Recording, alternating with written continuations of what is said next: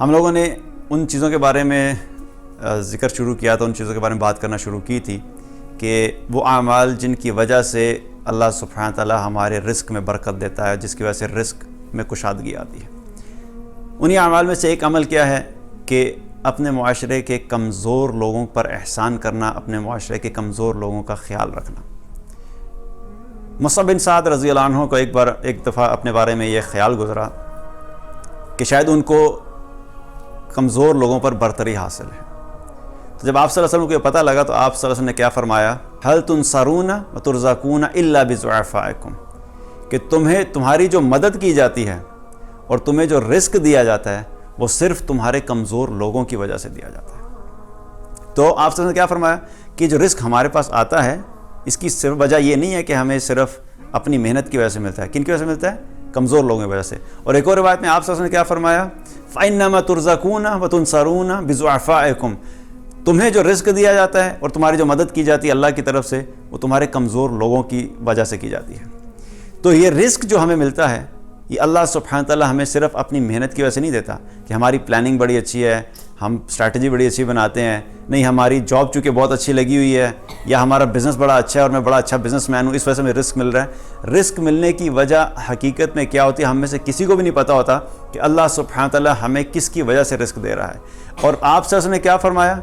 بہت کلیئر بتا دیا کہ تمہارے کمزور لوگوں کی وجہ سے ملتا ہے۔ تو ہمارے لیے کیا ذمہ داری ہے کہ اللہ سبحانہ تعالیٰ نے جب ہمیں رزق دیا ہے تو اس رزق میں سے ان کمزور لوگوں کا حصہ ہونا چاہیے، ان پہ خرچ کریں۔ جب ہم ان پہ خرچ کریں گے تو اس کے بدلے میں اللہ تعالیٰ مزید کیا کرے گا؟ اور بڑھا کے واپس کر دے گا، کیونکہ اللہ سبحانہ و تعالیٰ کوئی بھی چیز اپنے پاس نہیں رکھتا۔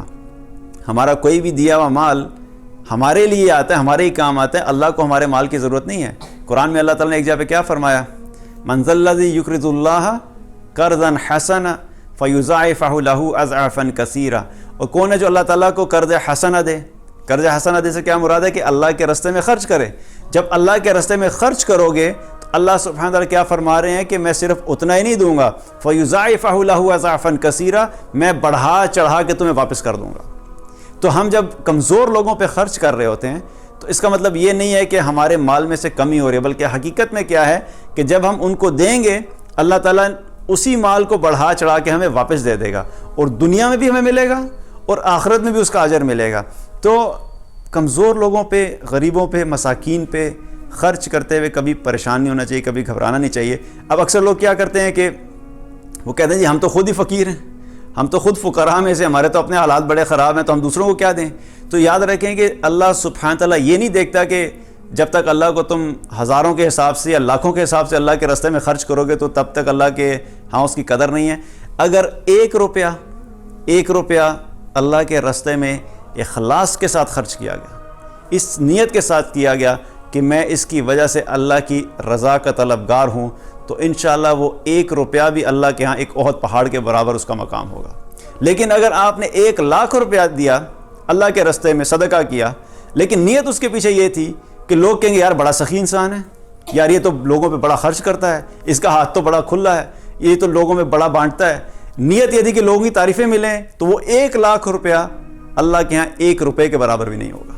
تو اللہ سبحانہ تعالیٰ یہ نہیں دیکھتا کہ مال کتنا دیا جا رہا ہے اللہ کے راستے میں، لیکن کس نیت سے دیا جا رہا ہے۔ اگر ہماری نیت ٹھیک ہوگی تو 1 روپیہ بھی اللہ کے ہاں بہت مقام رکھتا ہے۔ اس لیے اپنے مال میں سے جتنا ہو سکتا ہے، ہر ایک کو اللہ تعالیٰ نے مختلف وسعت دی ہوتی ہے، ضروری نہیں کہ ہر ایک ہزاروں ہی خرچ کر سکتا ہو۔ کوئی شخص ہے جو صرف 1 روپیہ دے سکتا تو 1 روپیہ دے دو، اللہ تعالیٰ 1 روپیہ کئی گنا بڑھا کے تمہیں واپس دے دے گا۔ اگر 100 روپیہ دے سکتے ہو تو 100 روپیہ دے دو، اللہ سبحانہ تعالیٰ 100 روپے کو ملٹیپلائی کر کے تمہیں واپس کر دے گا۔ لیکن یہ مت کرو کہ نہیں میں چونکہ خود بڑا غریب ہوں تو میں 1 روپیہ بھی نہیں نکال سکتا، تو اتنا غریب تو کوئی بھی ہو، میرا خیال ہے 1 روپیہ تو آج کے دور میں غریب سے غریب بھی نکال سکتا ہے۔ 1 روپیہ ہو، 10 روپے ہوں، ہزاروں روپے ہوں، جتنی اللہ نے استطاعت دی ہے اس کے مطابق خرچ کرتے رہو۔ اب اس کے ایگزامپل یہ بھی ہے، اس کو دوسرے طریقے سے اگر دیکھا جائے تو کیا ہے؟ جتنا تمہیں خود چاہیے ہے، جتنا خود چاہیے اس کا تھوڑا سا حصہ اللہ کے راستے میں خرچ کر دو۔ مثال کے طور پہ میں کہتا ہوں میں چاہتا ہوں کہ مجھے 10,000 روپے مل جائے، تو اللہ کے راستے میں 100 روپیہ دے دو، اللہ تعالیٰ کئی گنا بڑھا کے واپس کر دیتا ہے۔ اللہ 100 کا 100 نہیں دے گا، آپ 100 روپے اللہ کے راستے میں خرچ کریں گے تو 100 ہی نہیں واپس آئے گا، کیونکہ اللہ نے کمٹمنٹ قرآن میں کیا دیا، فَيُضَاعِفَهُ لَهُ أَضْعَافًا كَثِيرًا، کہ اللہ تعالیٰ بڑھا کے دے گا، تو 100 سے تو زیادہ ہی آئے گا نا، ایک تو گارنٹی کنفرم ہوگی کہ 100 نہیں آئے گا، 100 سے زیادہ ہی آئے گا۔ تو اس لیے اللہ کے راستے میں خرچ کرو، جو اللہ کے راستے میں خرچ کرتا ہے کمزوروں پہ خرچ کرتا ہے۔ اللہ تعالیٰ نے بھی کمٹمنٹ دی ہے، اللہ کے رسول صلی اللہ علیہ وسلم نے کیا فرمایا کہ تمہیں رزق تمہارے کمزوروں کی وجہ سے دیا جاتا ہے، جتنا زیادہ ہم خرچ کریں گے اللہ تعالیٰ ہمارے رزق میں اتنی زیادہ کشادگی کرے گا۔